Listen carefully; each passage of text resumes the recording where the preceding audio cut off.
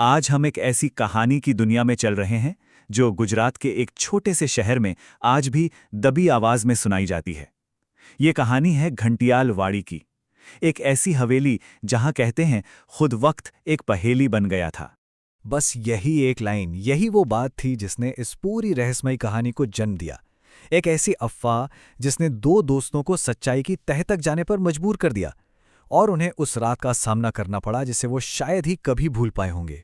तो हमारी कहानी का सेटअप है नडियाद शहर के बाहर बनी एक पुरानी, बिल्कुल वीरान हवेली।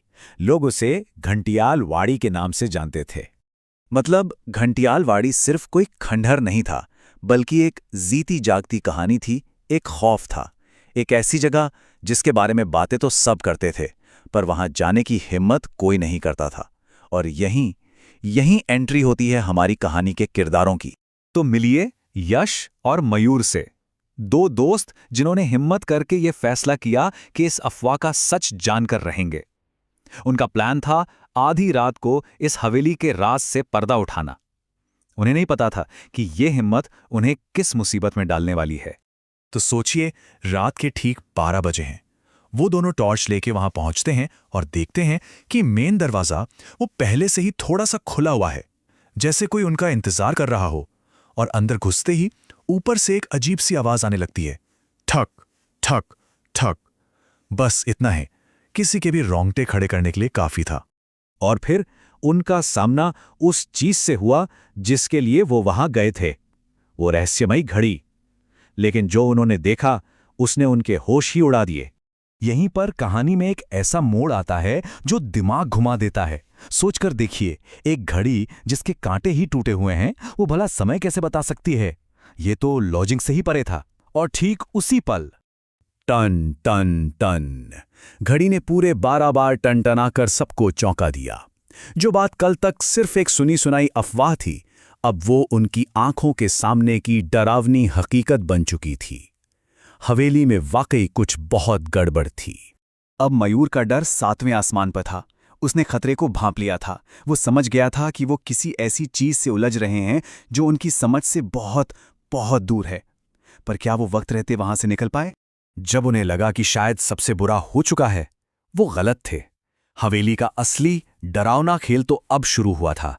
अब मामला सिर्फ आवाजों का नहीं था, बल्कि कुछ ऐसा था जिसे वो अपनी आंखों से देख सकते थे।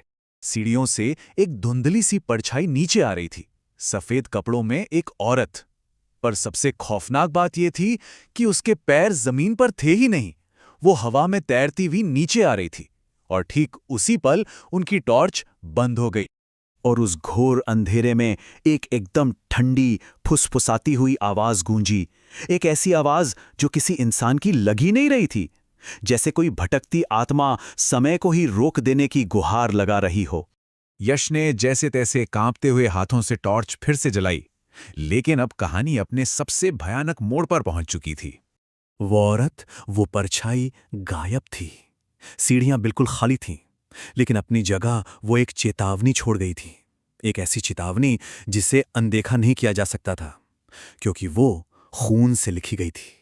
संदेश बिल्कुल साफ था, एक समय और एक सीधी सी धमकी, 12:17 वापस मत आना। लेकिन इस समय का मतलब क्या था? डर के मारे जब उन्होंने अपना मोबाइल फोन निकाला तो उनके पैरों तले जमीन खिसक गई। घड़ी में ठीक 12:17 हो रहे थे।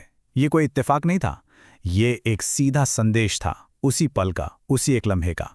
और जैसे ही उन्हें यह एहसास हुआ, धड़ाम, हवेली का दरवाजा एक जोरदार धमाके के साथ अपने आप बंद हो गया, मानो हवेली खुद उन्हें बाहर फेंक रही हो।